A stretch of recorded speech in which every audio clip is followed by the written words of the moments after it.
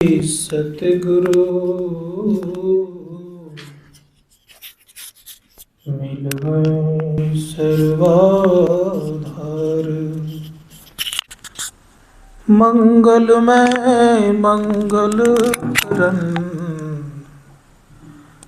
बिनवा बारंबार। धन्य धन्य सद्गुरु सुखदाई। महिमा कही न जाय, जो कछु कहो तुम्हारी कृपा। मोते कछु न बसाय। बोलिए प्रेम से श्री सद्गुरु महाराज की जय। परम पूज्य सद्गुरु महाराज के गलपाद पद्मों में कोटि सा नमन। आदरणीय हमारे विजयों, सम्मान्य समस्त पदाधिकारीगण, संवेद समादरणीय सज्जन वृंद, आदरणीय माताओं तथा भक्तिमती बहनों,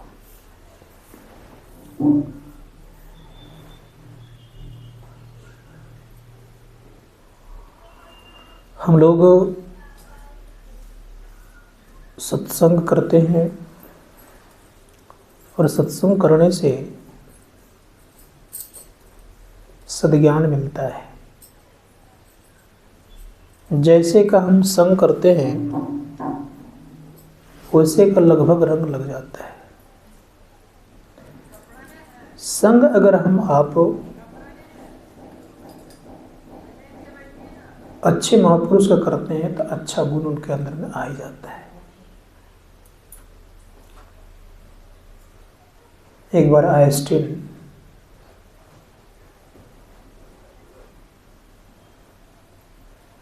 भाषण देने के लिए जा रहे थे। उनके ड्राइवर कहते हैं, चालक, कि सर मैं आपका प्रवचन को मैंने ठीक ठीक याद कर लिया है।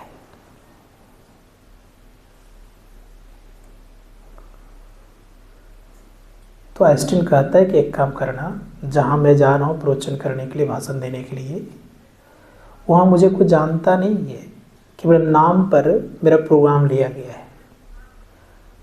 मैं तुम्हारे बदले गाड़ी चलाता हूँ और तुम मेरे बदले में भाषण देना।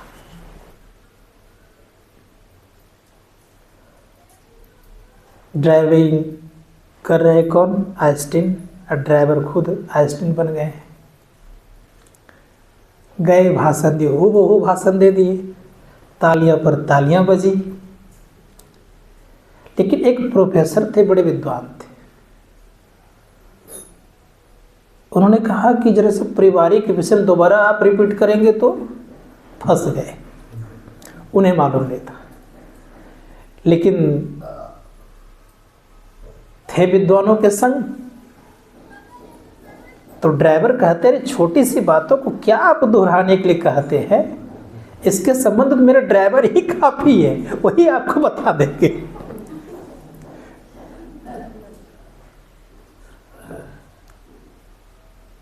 तो जिनके संग रहते हैं उनका कुछ न कुछ रंग लगता है। बुद्धिमानों का संग थे, बुद्धिमत्ता उनमें आ गई। ऋषि मुनिगण कहते हैं कि अधिकांशतः ये कोशिश होना चाहिए कि हम अपने से श्रेष्ठ बुद्धि वालों का संग रहें। इससे क्या होगा? बहुत लाभ होगा। इसीलिए सबसे श्रेष्ठ बुद्धि वाले कौन होते हैं? तो संतवाणी कहती है और गोस्वामी तुलसीदास जी महाराज कहते हैं कि अमित बोध अनिमित भोगी, सत्य सार कवि कोविद जोगी। अमित बोध, अथाह ज्ञान किनके पास? संत के पास। इसीलिए शास्त्रकार ने कहा कि संतों का संगति करेंगे तो दोनों ज्ञान आपको होगा, एक अनुभव ज्ञान और संसार का भी ज्ञान, भौतिक ज्ञान और अध्यात्म ज्ञान, दोनों ज्ञान देंगे। संत का संग करना चाहिए। संत के संग करने से हम भव सिंधु के किनारे लगते हैं। भव सिंधु में हम नहीं पड़ते हैं। संत के संग करने से भवसागर पार कर जाते हैं। संत के संग करने से एक दिन हमें परम सुख की प्राप्ति होती है। संत का संग करने से अथाह पुण्य होता है। संत का संग करने से लोगों के जीवन में शांति और सुख का अनुभव होता है। इसीलिए संत का संग करना चाहिए। संतों के दर्शन करने से पाप खत्म हो जाते हैं, टल जाते हैं। गोस्वामी जी महाराज कहते हैं, संत दर्श को जाइए, तज ममता अभिमान, ज्यों ज्यों पग आगे धरे, कोटि यज्ञ समान। कह रहे हैं कि संतों के दर्शन करने से करोड़ों पुण्य की प्राप्ति हो जाती है। और ये भी कहा गया है कि संतों का दर्शन करने मात्र से पाप भी टल जाता है। इसीलिए संत के सानिध्य में अवश्य जाइए। संत किसको कहते सुन रहे थे? जिन्होंने जड़ और चेतन को अलग कर लिया हो उसे हम क्या कहते हैं? संत कहते हैं। जड़ से तात्पर्य ये मत समझिएगा कि वृक्ष में जो जड़ है उसको हम जड़ कहते हैं। जड़ का मतलब होता है अज्ञानता, अचेतन, जिसमें किसी प्रकार की चेतना नहीं है। लेकिन अगर वही अचेतन चेतन का संग कर लेता है तो लगता है कि उसमें चेतना आ गई है। जैसे हम लोग बोलचाल भाषा में बोलते हैं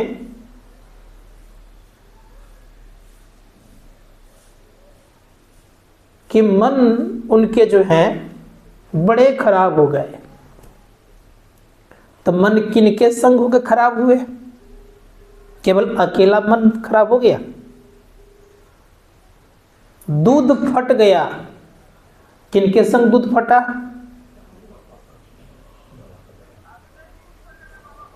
दूध फटा किनके संग फटा? घी के संग फटा ना।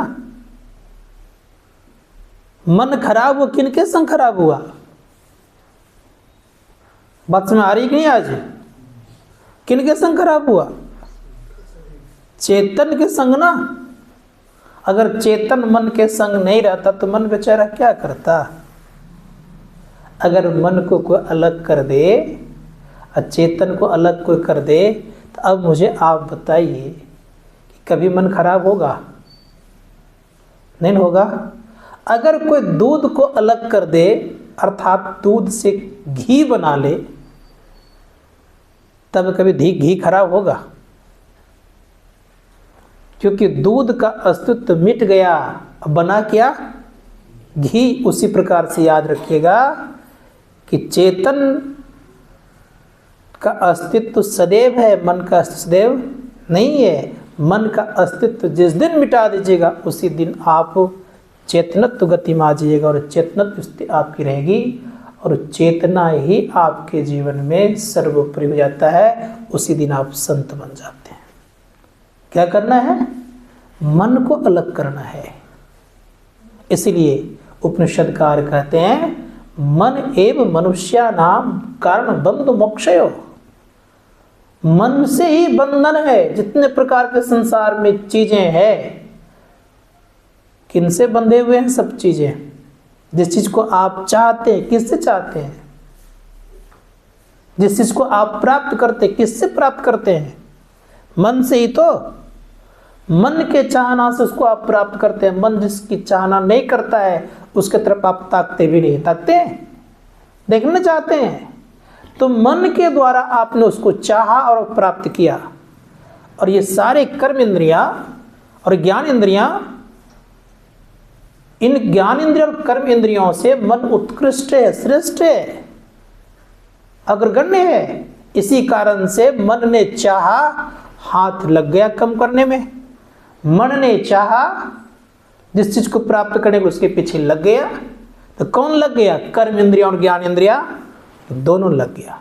ऋषि मुनिगण कहते कि जिस दिन जिस वक्त हम आप अगर मन को अलग करने का काम कर लेंगे, उसी दिन हम आपके जीवन में ऐसी स्थिति आ जाएगी कि अलग होते ही आप पूर्ण सुखी हो जाएंगे। दुखी किन से होते हैं आप? शरीर के बनावट से आप दुखी नहीं हैं, शरीर के आप रोगों से भी दुखी नहीं है, ये भी जान लीजिए। वहां मन फंसा रहता है किसमें? रोग में। इसके कारण से हम दुखी दिखते हैं। अब मन वहां से हटा दीजिएगा तो आपको दुख नहीं लगेगा। उदाहरण देता हूं मैं आपको, जैसे ध्यान दीजिएगा थोड़ा सा मेरी बात पे, मैं क्या कह रहा हूं। मन कोई दर्द के पीछे पड़ा रहता है। दर्द किसको हो रहा है? मन वहां है तो बार बार दर्द महसूस कर रहा है। वहां से मन को थोड़ा हटा लीजिए आप, तो मन अकेले नहीं हटेगा। मन जैसे हटेगा तो दर्द आपको पता नहीं चलेगा।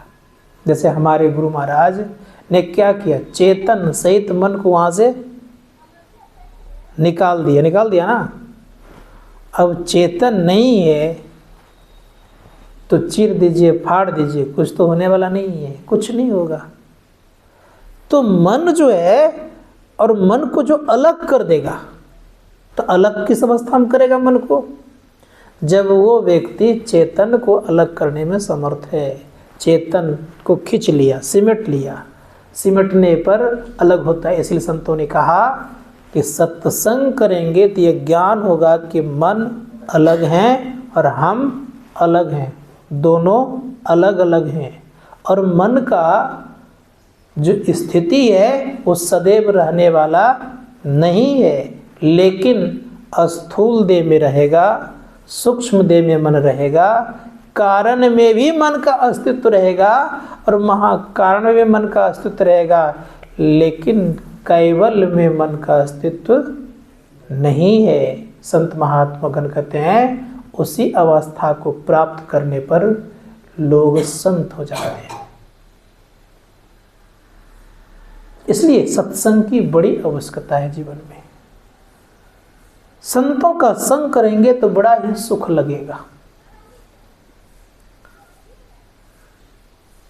गोस्वामी जी महाराज कहते हैं कि संतों के समागम में लाभ है।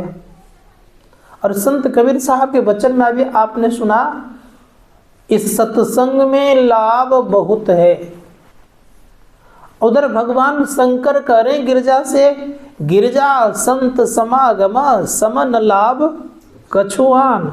यहां बहुत कह दिया और उन्होंने क्या कहा कि इसके समान और कहीं लाभ नहीं है। दोनों की बात लगभग एक ही है, अलग नहीं है।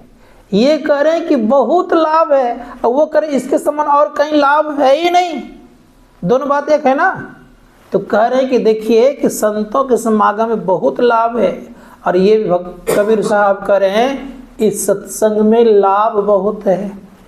संत पलटू दास जी महाराज कहते कबहू सत्संग ना किन्ना, भूखे को अन्न नहीं दिना, माया वो मोह में भूले, कुटुंब परिवार लखी झूले, पलटू दास लखी रोया, सुघर तन पाए के खोया।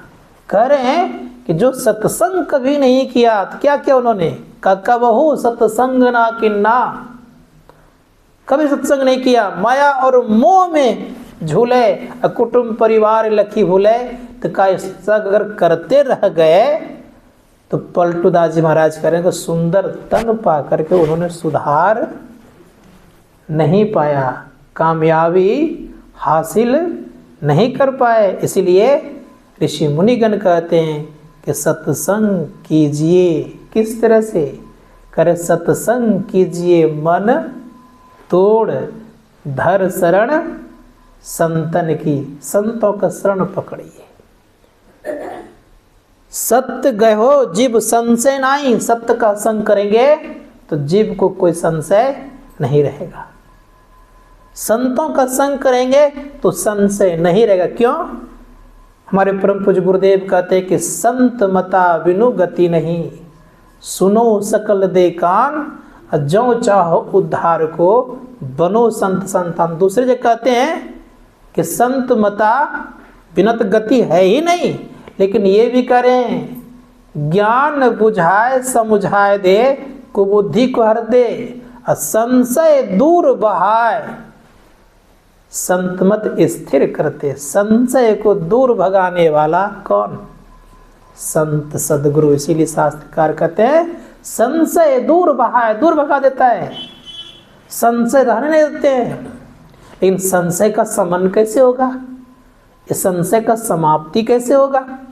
ऋषि मुनिगण कहते हैं कि जब तक आप जड़ और चेतन से मिले रहेंगे तब तक नाना प्रकार का संशय आपके जीवन में आता रहेगा और जाता रहेगा। रोज पूछिएगा, रोज भूलिएगा भी, ठीक ना। लेकिन जैसे ही आपने जड़ को अलग कर दिया और चेतन को अलग कर दीजिएगा, तब आपके जीवन में संशय नहीं रहेगा। तब क्या कहिएगा आप? हम प्रभु एक ही होई, द्वंद्व और द्वैत रहे नहीं को, ऐसी स्थिति हो जाएगी। इसलिए शास्त्रकार कहते हैं कि जीवन में कल्याण अगर चाहिए तो ये काम करिए, दूध से घी को निकालने वाला रोज प्रक्रिया करिए। रोज घी निकालिए। घी तो खाते आप लोग ना, लेकिन दूध से घी निकालने का काम सब कोई नहीं जानते हैं। शुरू में एक बार घी बनाने के लिए कोशिश किया था, बता रहा हूँ। शुरू में मक्खन निकाल लिया, बहुत निकाल करके बिलोने का काम मुझे आता नहीं था, कभी देखा सुना नहीं था उस तरह करने के लिए, लेकिन दादी करती थी तो मुझे पता नहीं था। तो मैंने क्या किया, मक्खन को जो उससे निकाला, छाली जिसको कहते हैं, छाली बहुत सारा निकाल लिया और निकाल के डायरेक्ट में क्या किया, चूल्हा पे चढ़ा दिया।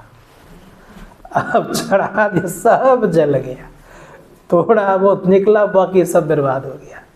तो नहीं आने पर बड़ा दुख होता है। उसी प्रकार से याद रखिएगा, जब तक मन हम आप से अलग नहीं हो जाए तब तक दुख से कोई भी उपाय कर लिए बचने का, कोई न कोई उपाय करने पर भी दुख आ ही जाएगा, क्योंकि मन संग है। संतों ने कहा, इसलिए सत्संग गहराई से कीजिए। कितना गहराई से? कितना सत्संग करते हैं? ऋषि मुनिगण कहते हैं कि बाह्य जगत में भौतिकता का ज्ञान होने पर संशय मिटता नहीं है, रह जाता है। तब क्या होगा?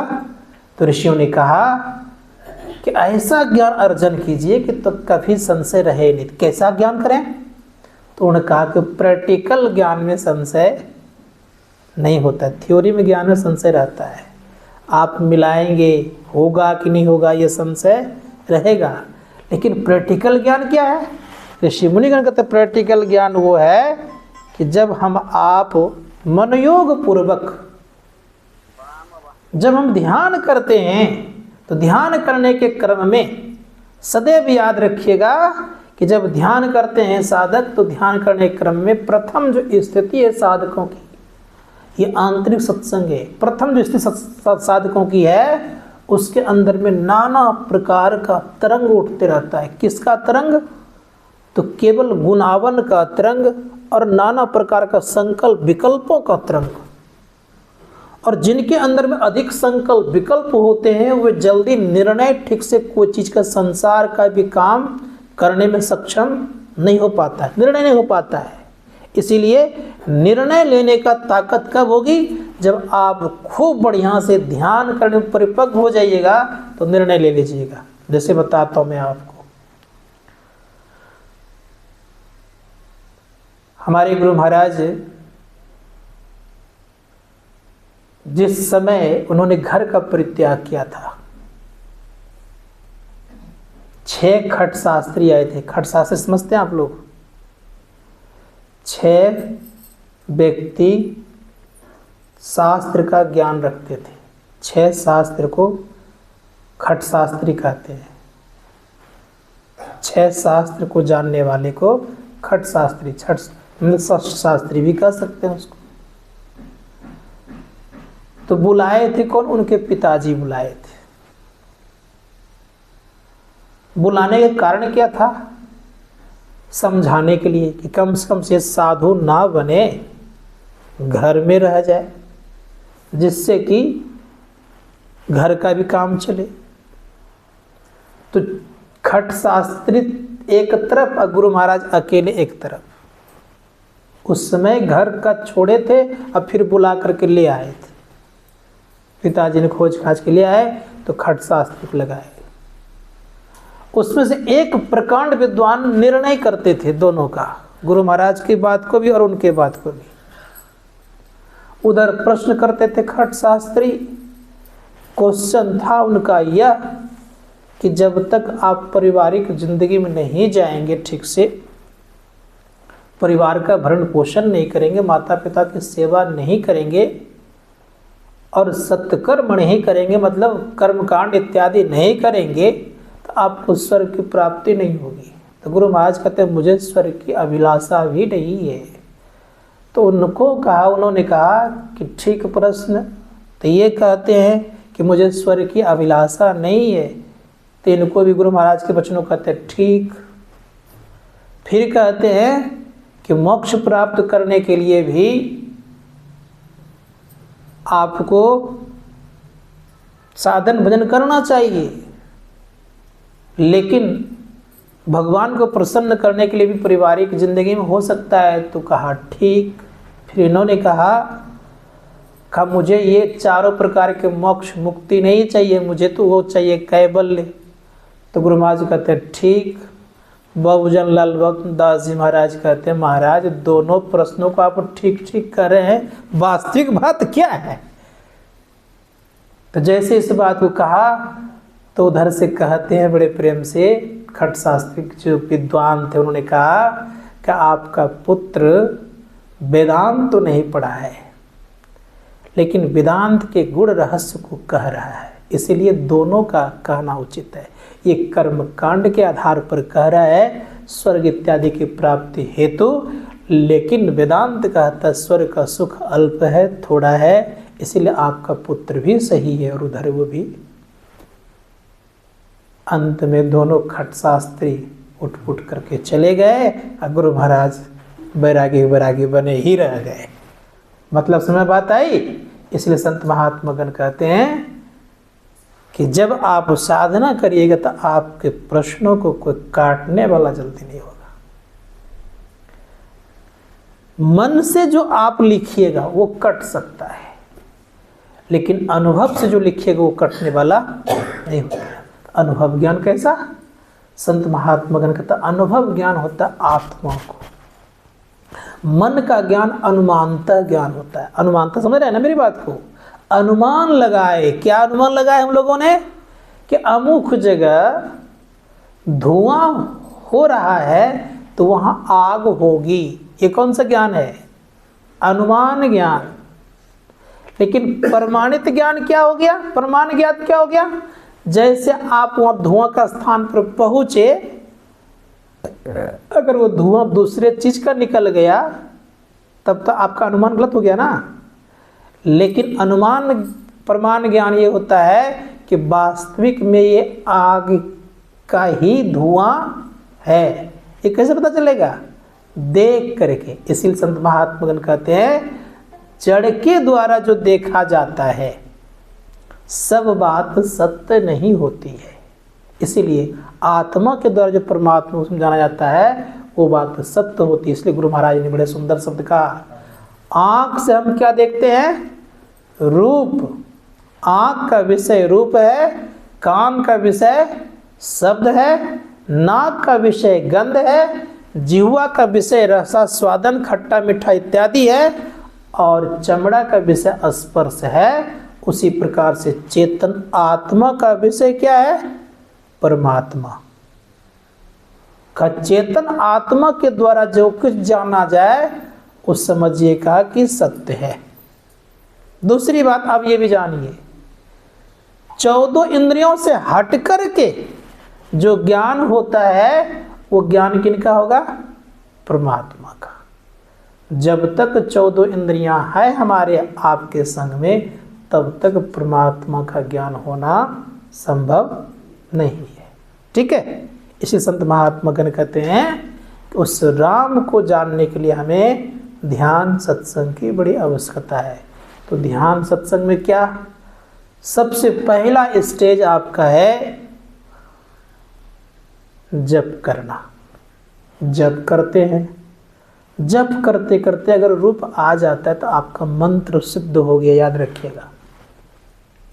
आंख बंद किए जप कर रहे हैं, रूप प्रकट हो गया तो मंत्र सिद्ध हो गया। जैसे द्रौपदी संकट में पड़ी हुई थी, संकट में पड़ने के कारण याद रखिएगा सबको वो देख रही थी, पूरे परिवार को देखा उन्होंने। पूरे परिवार को देखने के बाद किसी के तरफ से सहारा नहीं आया। पांचों भाई पांडव मौन बैठे हुए थे। भीष्म पितामह, द्रोणाचार्य, कृपाचार्य सबने आंख बंद कर ली। विदुर कह रहे हैं, ये सभा कायरों का लगता है, कोई कुछ नहीं बोल रहे हैं, किन्हीं की बातों को उत्तर नहीं। केवल उस समय उठे हैं तो विदुर ही उठे और कोई नहीं उठे हैं। अंत में द्रौपदी कहती है, कब, जब उनकी रक्षा हो गई तब। चारों तरफ से जब देखा उन्होंने बल का प्रयोग करी थी, साड़ी को खींचने नहीं दे रही थी, और दुशासन को थोड़ा बहुत बल नहीं था। 10,000 हाथियों के तरफ बल था उनके भुजा में। घिसिट करके निकाला गया था, उस अवस्था में निकाला गया था जो कि अवस्था में निकालने योग्य नहीं होता है, लेकिन करता तो करता क्या। इसीलिए कोई कोई कमेंट करता है का महाभारत से स्त्रियों को दांव लगाने से सीखा गया, जुआ खेलने पांडवों ने सिखाया लोगों को, कहता है लोग, कमेंट करता है कोई कोई। मैं उधर जाना नहीं चाहता हूँ, लेकिन उस अवस्था में ये सदैव याद रखिएगा, कोई सहाय नहीं हुआ, लेकिन द्रौपदी का मंत्र सिद्ध था। मन से बराबर कृष्ण को याद करती रहती थी, क्योंकि यज्ञ से निकली हुई थी। कौन? द्रौपदी यज्ञ से निकली थी, हवन कुंड से निकली हुई थी। इसलिए द्रौपदी के एक नाम कृष्णा भी है। क्या नाम है? कृष्णा।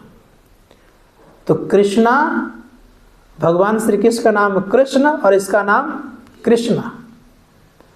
स्थिति क्या हो गई? तो दोनों ने सखी का भाव रखा था, सखा वेश पे देखते थे भगवान श्री कृष्ण को, और भगवान श्री कृष्ण भी सखी रूप में उनको मानते थे। दोनों का ऐसा ही तालमेल था। संजोग ये हुआ, इतना याद की थी कौन? द्रौपदी ने। जब देखा कोई नहीं, तब वो साड़ी छोड़कर कहते, हरो द्वारिकानाथ अब शरण में तेरी, बिन काज महाराज लाज गई मेरी, दुशासन वंश कुठार। का ये कुठार वंश है, और कहते कहते कह दिए, दुशासन वंश कुठार खींचत चीर मेरी, कर चीर मेरी खींच रही है। अब कहते हरो द्वारिकानाथ अब शरण में तेरी। इतने पर जब उनकी स्थिति ठीक नहीं हो पाई, तब कहते हृदय रक्षा करो। हृदय मतलब हृदय में निवास करने वाले, हृदय से रक्षा करो। तब उनके कपड़े बढ़ गए। तो पुकार लगाई थी, क्या आज पुकार में दम नहीं है? आज भी पुकार में दम है। हमारा मंत्र सिद्ध नहीं हो पा रहा है, जिसके कारण से हमें लगता है कि पुकार में दम नहीं। आज भी है, आज भी बहुत ऐसे व्यक्ति हैं, सदैव याद रखिएगा, जो व्यक्ति अपने इष्ट को सन्मुख देखते हैं, आज भी हैं। आंख बंद करते इष्ट को देखते हैं वो। तो इष्ट को देखने से लाभ क्या हो गया? तो लाभ ये हो गया कि एक तो मंत्र जपे तो सिद्ध हुआ और इष्ट दिखने लगे तो पक्का पक्का सिद्ध की गारंटी हो गई, मंत्र की सिद्धि हो गई आपकी। लेकिन नहीं बनता है जिनका मानस ध्यान, क्या किया जाए? उनके लिए तो कोई उपाय होनी चाहिए। तो उनके लिए उपाय यही है कि जिनके मानस ध्यान नहीं बनते हैं तो बराबर वो व्यक्ति क्या करे? गुरुदेव की इमेजिंग करते रहे, उनको खिलाए पिलाए, किससे? मन से। जैसे मान ले बच्चे को बार बार कोई खिलाता पिलाता पुचकारता दुलारता है तो उसका इमेजिंग बना रहता है ना, बच्चों का ख्याल पूरा रहता ही ना रहता है। उसी प्रकार से इस तरह करते करते करते करते रूप उनके हृदय में प्रागाढ़ हो जाएगा, और जैसे रूप प्रागाढ़ होगा तो रूप प्रागाढ़ होते ही याद रखिएगा सदैव वो व्यक्ति पूर्ण सुखी हो जाएगा। ठीक है? संत महात्मा ने कहा कि रूप से सुखी हो जाएगा पूरा पूरा, और जैसे रूप का दर्शन हुआ तो परम संत साहब कहते हैं दर्शन उनके उर्माही करे बड़ भागी, तिनके तरने की नाव किनारे लागी। कौन दर्शन हुआ? ये दर्शन कैसा हो गया? मानस ध्यान होते ही नाव किनारे लग जाएगा, और जिनके मानस ध्यान हो गए तब उनकी स्थिति क्या होगी इसको भी जानना चाहिए। उन व्यक्तियों की स्थिति यह हो गई कि वह व्यक्ति अब सुषमना घाट पर अस्थिर हो सकते हैं, और जिन्हें जो अस्थिर हो गए तो वहाँ क्या होगा? जो सुषमना घाट पर स्थिर होगा तो सदैव याद रखें स्थिर होने वाला व्यक्ति के अंदर में प्रकाश और शब्द दोनों की प्राप्ति होती है। इसीलिए बड़े सुंदर शब्द कहा गया है, गुमठ मठ मृदंग बजे रे। कहाँ? संत शिरोमणि घाट पर। कहाँ? संतों का शिरोमणि का घाट कहाँ है? सुषमना को क्या क्या गया? संत शिरोमणि घाट का, वहाँ पर गुमठ मठ मृदंग बजे रे। अब उस मृदंग को जो सुनता है तो उसी में क्या होता है? तो परम पूज्य गुरुदेव कहते हैं मीठी मुरली सुने धुनिन के कान से, हारे में ही बड़ा कुतूहल हुए धुनिन के ध्यान से। खरे बड़ा कुतूहल होता है, किस कान सुनेंगे? तो मीठी मुरली सुनते हैं ध्वनि के कान से। कौन सा कान? इसी को बड़े सुंदर शब्द में कहा, गोस बातिन हो कुसादा जो करे कुछ दिन अमल, ला इल्लाह अल्लाह अकबर खुदा पे जाने के लिए कहा गोश बातिन। गोश बातिन से मतलब गोश बातिन का आंतरिक कान को, ये कान नहीं। कौन सा कान हो गया? आंतरिक कान। उसी कान से जो सुनते हैं तो संतों ने कहा सुनते सुनते क्या हो गया? सुनते ही उसकी छाती ठंडी होने लग जाती है। मतलब समझ बात आ रही है? को अपने ढंग का लोग होता है, मीठे मीठे बात करते हैं तो जी जुड़ा जाता है ना, अच्छा लगता है ना। उसी प्रकार से याद रखिएगा जब वो सुनते हैं तो मन स्थिर हो जाता है और उनको बड़ा अच्छा लगता है। इसीलिए आग्रह है कि सब कोई बैठ करके ध्यान करिए, ध्यान में बल दीजिए। और ध्यान में बल दिए कई फायदा आपके होंगे। कितने फायदे होंगे? ध्यान करने वाला का इसका विकास खूब बढ़िया होता है। हम आपके जीवन में दो तरह का माइंड के विषय में सब कोई जानते हैं। There are two type of mind. कौन कौन? तो पहला माइंड है लेफ्ट मतलब बाएं साइड का, और दूसरा है राइट साइड का।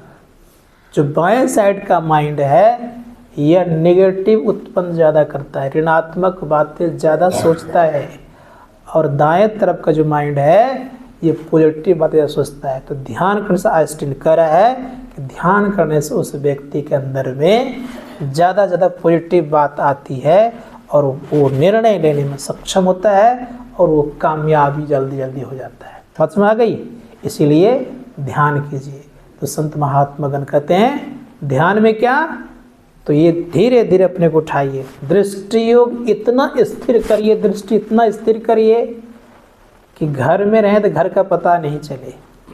दृष्टि इतना स्थिर करिए कि शरीर में रहें शरीर का पता नहीं चले। दृष्टि इतना स्थिर करिए कि बगल में कोई ढाक ढोलक बजाए तो उसका पता ना चले। दृष्टि इतना स्थिर करिए कि कोई हमको गिरा दे तो हमें पता ना चले। इस तरह अगर स्थिति आ जाएगी तो समझिएगा कि हम कामयाबी हो गए। और कामयाबी पूरा कामयाबी कब? जब पूर्ण रूप से उस परमात्मा की निज आवाज़ को सुन लीजिएगा उस दिन, और पूरा कामयाबी। उसी निज आवाज़ को सुनने के लिए सत्संग की बड़ी महत्ता है। यह आपका निज काम है, इसमें मन लगाइए।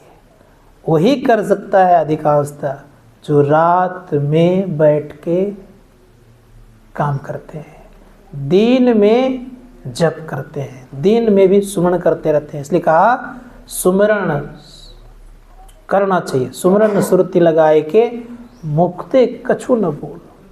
ख्याल रखिए। इसलिए कैसा ख्याल? तो संत कबीर साहब कहते सुकृत कर ले नाम सुमर ले, को जाने कल की जगत में खबर नहीं पल की। ये कल की बात का खबर नहीं पल की है, ये सदैव याद रखिएगा। कौन भजन ध्यान करेगा? तो बड़ा सुंदर शब्द कहा गया नारायण स्वामी ने, दो बातों को याद रख। कौन कौन? दो बातों को याद रख, जो चाहो निज कल्याण। निज मतलब अपना कल्याण अगर चाहते दो बातों को याद रखनी पड़ती है। क्या क्या? नारायण एक मौत को, दो जो श्री भगवान। कहा एक मौत को और दूसरे में भगवान को याद रखिए। ये मौत को याद क्यों रखना है? एक छोटी सी कहानी सुनाता हूँ। मौत को इसलिए याद रखनी है कि मौत को याद रखने से गलत काम जल्दी नहीं कर पाइएगा। एक बल्लम बुखारी एक देश था, उस देश के राजा साधुओं को कैद में बंद कर देता था।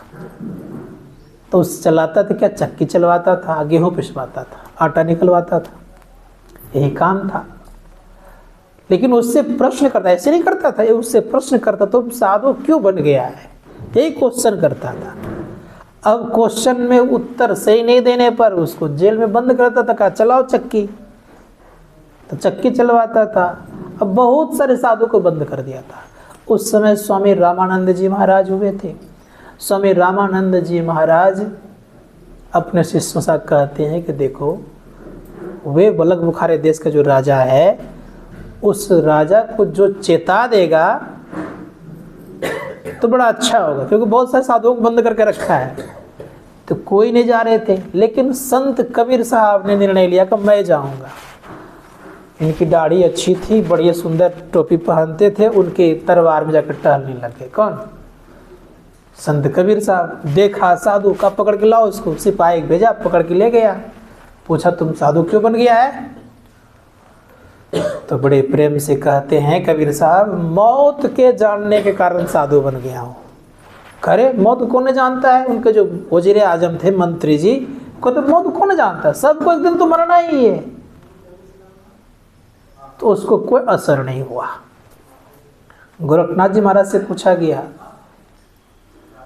कि तुम साधु क्यों बन गए हो? तो गोरखनाथ जी उत्तर देते हैं, जामन मरण बहुरी न वियोगी, ताते गोरख भैला जोगी। कब मरना और जन्म लेना दोबारा नहीं हो, इसी कारण से मैं क्या बन गया हो? जोगी बन गया हूँ। कबीर साहब भी वही करे। तो बादशाह कहते इधर आइए आप, राजा कहते इधर आइए आप, बुला के कहते देखिए ये मौत को जानता नहीं है, आप केवल क्या करिए, इसको कहिए कि आज से 7वें दिन वजीर आजम को फांसी दी जाएगी, तब हकीकत मौत का पता चल जाएगा। जैसे फांसी का नाम लिया, आया ऐलान कर दिया कि आज से 7वें दिन वजीर आजम को फांसी दी जाएगी। अब जो भी बेचारे के चेहरे पर खुशियाँ थी सब खत्म हो गई। इतना खत्म खुशियाँ हो गई, किसी तरह लड़खड़ाते हुए घर गए तो खाना पीना सब त्याग दिया, सुख पक की लकड़ी हो गए। अब करते क्या? कबीर साहब तब तक जेल में थे। सब कहा कोई चक्की मत चलाना जी। ये किया, एक चक्की को घुमा दिए खाली, और सब चक्की अपने चलने लगे। लोग देख के आश्चर्यचकित हो गए कि चक्की भी अपने चल रही है, गेहूँ अपने पिसा रहा है, सब साधु बड़े आराम से है। तो खुशी हो गई इनको काफ़ी। अब करते तो 7वें दिन जब हुआ तो कबीर साहब को कहा कि हमको बुला लीजिए, कहा था उन्होंने, कबीर साहब को बुला लिए। वो वज़ीर आज़म आ गए। तो कबीर साहब कहते वज़ीर आज़म से, वज़ीर आज़म आपको घोड़ा तो फेरना बड़ा पसंद था, आपकी जो व्हाइट वाला घोड़ा था, सादा घोड़ा, सफ़ेद घोड़ा है, उसको एक आध चक्कर फेर के आ जाइए। कहता है क्या महाराज माला मजाक कर रहे हैं। तो कहा क्या हुआ? कहा कि केवल मुझे तो मौत ही सुझाव को सोचता नहीं है। कहा उस दिन में तो मौत को आप जानते थे और आज भी जान रहे हैं। कहा उस दिन मैं सुनी सुनाई बात करता था, आज प्रत्यक्ष मौत को देख रहा हूँ। तो मौत को जो देखता है प्रत्यक्ष में, उनसे गलतियाँ नहीं होती है। तो कहा अगर कल्याण चाहते तो 2 बातों याद रखिए। क्या क्या? मौत को और भगवान को। तो कहा समझ लिए बादशाह साहब क्या कह रहे हैं ये, अब इसको फांसी देना बंद कर दीजिए। छोड़ दिया। लेकिन कबीर साहब ने सोचा कि इस बादशाह को मुझे फकीर बनाना है। चले गए, उनके पलंग पर जाकर के सो गए। तो सोए किस तरह से? दासी का वेश बना लिए और उन्हीं के पलंग पर जाकर सो गए। देखा कि दासी राजा के पलंग पर सोए हुए हैं। परिणाम ये हुआ, कहा ऐलान किया, कहा इसको 100 कोड़े लगाओ कस के। अब प्रत्येक कोड़े पर हंसते थे। तो कोड़ा रुकवा कर कहते कि तुम हंस क्यों रहे हो? कहा मैंने एक दिन सोया तो 100 कोड़े लग रहे हैं, और जो रोज तो उसको कितना कोड़े लगेगा? फकीर बन गए वो। फकीर जब बन गए, उनके पुत्र जब राजा बने तो अपने पिता खुजवाने के लिए गए। तो सिपाही को भेजा कि जाओ खोजो। तो सिपाही पहचानते नहीं थे, दाढ़ी बड़ी बड़ी हो गई थी, बाल बड़ा बड़ा हो गया था, बादशाह का पोशाक नहीं था। तो पूछते कि मेरा एक बादशाह फकीर बन गया है, उसको आपने देखा है? तो वही कहते हैं क्या उस बादशाह का नाम लेते हो? वो तो महाखतम था, बदमाश था। सिपाहियों ने कस के पिटाई कर दिया। और कस के जब पिटाई कर दिया, उसी को पकड़ धकड़ कर ले आए। कहा देखिए राय साहब, ये आपके पिता के विषय में अनाप शनाप बोलते हैं। अब पुत्र पहचान लेगा, ये तो मेरा पिताजी है। तो परिणाम ये हुआ कि जब उनके अंदर की बादशाही खत्म हो गई तो असली बादशाही जग गई। इसलिए संत महात्मागण कहते हैं जब उस अवस्था को हम जानना चाहते हैं तो हमें मौत को याद रखनी ही पड़ेगी और ईश्वर को। इसलिए सत्संग भजन ध्यान क्यों करते हैं? उत्तर में यही कहूँगा कि सत्संग भजन ध्यान इसलिए करते हैं कि दोबारा आवागमन हमारा आपका नहीं हो, मोक्ष की प्राप्ति हो। इसके लिए तन्मयता की जरूरत है। इसलिए मनोयोग पूर्वक हम लोग ध्यान सत्संग करें, रोज करें, छोड़े नहीं। जिस प्रकार से भोजन हम लोग नियमित रूप से लेते हैं तो शरीर स्वस्थ रहता है, उसी प्रकार से मन को स्वस्थ करने के लिए सत्संग रोज सुने और आत्मा को स्वस्थ रखने के लिए ध्यान करें।